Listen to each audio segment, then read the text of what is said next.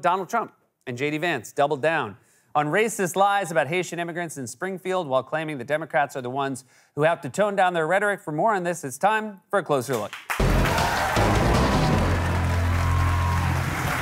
A suspect was arrested on Sunday after what the FBI has called an apparent assassination attempt on Donald Trump at his Florida golf course. The incident was immediately condemned by political leaders across the spectrum who expressed relief and gratitude that Trump was safe. But Trump and his running mate, J.D. Vance, are still insisting that Democrats are responsible. I do think that we should take this opportunity to call for a reduction in the ridiculous and inflammatory political rhetoric coming from too many corners of our politics. Look, we can disagree with one another, we can debate one another, but we cannot tell the American people that one candidate is a fascist, and if he's elected, it is going to be the end of American democracy. Donald Trump's running mate is right. We should all tone down the rhetoric and follow the example of Donald Trump. You can say many things about Donald Trump, but one thing you can't say about Donald Trump is that this man, whose name, just to remind you, is Donald Trump, has been anything other than a sober, cautious statement, who has steadied the national mood with his tempered rhetoric and calm, even-handed demeanor. I don't know why you're laughing. Because again, we're talking about Donald Trump, this man, Donald Trump, who has been no less than a beacon of reason and paragon of moderation amidst a sea of division and angst. Point is, I think it's high time we learned a lesson from this man. You heard J.D. Vance. Stop calling your opponents fascists who will destroy the country if they win. Kamala Harris is the first major party nominee in American history who fundamentally rejects freedom and embraces Marxism, communism, and fascism. We will root out the communists, Marxists, fascists, and the radical left thugs that live like vermin within the confines of our country. She's a Marxist. She's a fascist. Joe is weak. He's only good at cheating on elections, but it's not him. He's surrounded by fascists. Biden and his band of Marxists, communists, fascists. Joe Biden is the puppet of left-wing extremists trying to erase our borders, eliminate our police, indoctrinate our children, vilify our heroes, take away our energy, destroy our Second Amendment, attack the right to life, and replace American freedom with left-wing fascism. Left wing, we're going left wing all the way. Fascists, they are fascists.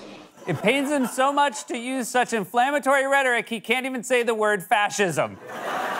Of course, we can't rule out the possibility that Trump has no idea what the word fascist means. I mean, you remember this? God bless the United States. Based on how he pronounced United States, he might be trying to say fastest instead of fascist. Usain Bolt, we love Usain Bolt. He's the fascist man in the world. So very fast. So very fast. But okay, fine. Let's just give Trump a mulligan on that. JD's point still stands. Stop saying their opponents will destroy democracy. Joe Biden is not the defender of American democracy. Joe Biden is the destroyer of American democracy. A vote for Trump is a vote to save Wisconsin, and it's a vote to save your country. This country is finished if we don't win this election. And I heard somebody say it, a scholar say it 2-3 days ago, said, if we don't win, this may be the last election our country ever has. And there could be truth to it. That's where we're going. Because Joe Biden is a threat to democracy. Oh, you heard a scholar say it? And then they insisted you didn't use their name. A scholar said it, and I said, can I quote you? And they said, please don't, I'm notoriously shy. I like when Trump tries to convince us that he hangs out with academics, like when he said English professors love how he rambles incoherently at his rallies. You know, I do the weave. You know what the weave is? I'll talk about like 9 different things, and they all come back brilliantly together.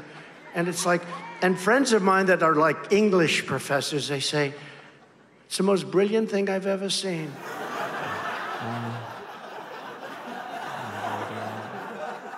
He probably just thinks anyone with an English accent is an English professor. Some football hooligan probably once screamed, give no wankers hell, Donald! And he was like, I will, Professor, I will. Anyway, the point is, maybe we give Trump a second mulligan Sure, he called Democrats fascists, and sure, he called them a threat to democracy, and sure, he incited a violent mob to ransack the Capitol and said Mike Pence should be hanged, and promised to pardon January 6th rioters, and mocked a brutal assault on Paul Pelosi, and downplayed a kidnapping plot against the governor of Michigan, and refused to tone down his rhetoric after one of his supporters sent pipe bombs to Trump critics. Wait, where was this going? Yeah, all right, anyway. Republicans have been very clear. Stop saying that if you lose an election, it'll be the end of the country as we know it. Her mantra, her slogan is that President Trump is an existential threat to democracy. We have to have a conversation about elections. If you lose an election, the country's not going to come to an end, okay? That's right. If you lose, the country's not going to come to an end, which is why Democrats need to stop saying stuff like this. If we don't win on November 5th, I think our country is going to cease to exist. It could be the last election we ever have. I actually mean that. We don't win. I think this could be the last election we ever have. That's where our country's going. If she gets 4 more years in America, our country will be obliterated. You won't have a country anymore. Our country's going bad, and it's going to be changed on November 5th. And if it's not changed, we're not going to have a country anymore. And if we don't win this election, our country is finished. You guys have to tell me what clips are going to be before I come out here. Because right now, I look the fool. This is like if Wally just expected me to read off the cue cards without knowing what was written on them. You would never do that to me, right, Wally? Of course not. All right, thank you, buddy. Anyway, the point is, Seth will read anything because he's a pea-brained oaf who... Oops. Oops, he says.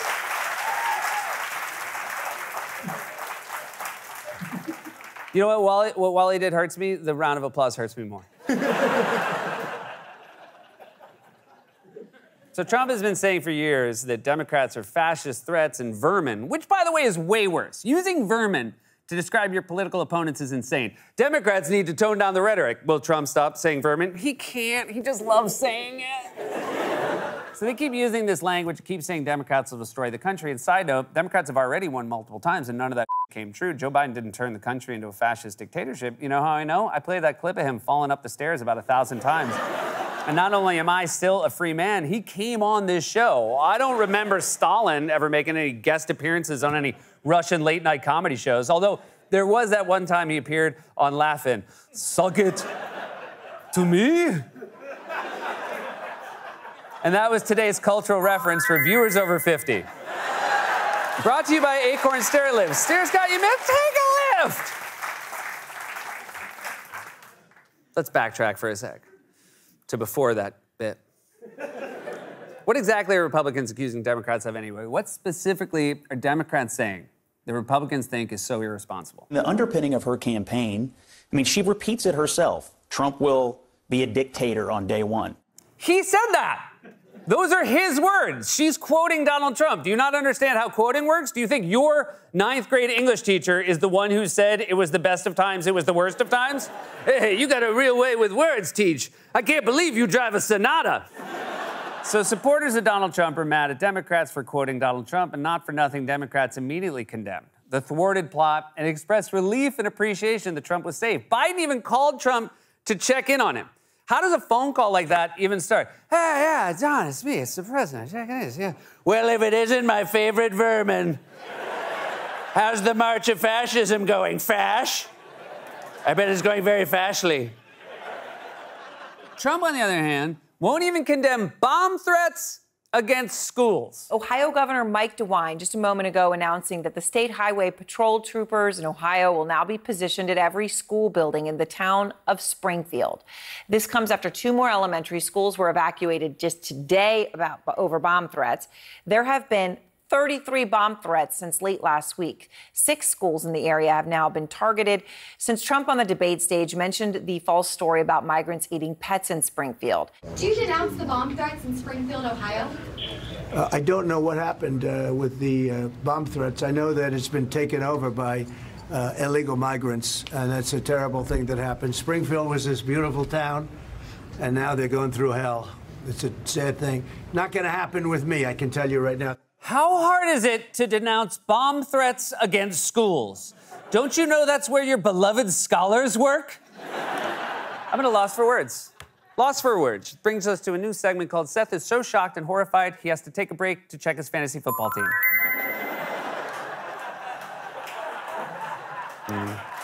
Pacheco's hurt. That's bad. It's a waste of a second-round pick. Guess I should pick up a backup tight end. Really thought Justin Herbert was going to take the leap this year, but I guess Harbaugh's run first. Wait, what was I doing? Oh, right. Closer look. Me. So Donald Trump couldn't even bring himself to denounce bomb threats against schools. And by the way, I'm not the one saying Trump and Vance are responsible. The Republican mayor of Springfield said all the federal politicians that have negatively spun our city, they need to know they're hurting our city. And it was their words that did it. And the Republican governor of Ohio, a Trump supporter, called the claims garbage, and yet J.D. Vance doubled down anyway. The American media totally ignored this stuff until Donald Trump and I started talking about cat memes. If I have to, create stories so that the American media actually pays attention to the suffering of the American people, then that's what I'm going to do, Dana, because you guys are completely letting Kamala Harris coast. I say that we're creating a story, meaning we're creating the American media focusing on it. So now it's okay to just create stories, J.D. Vance, you serial couch.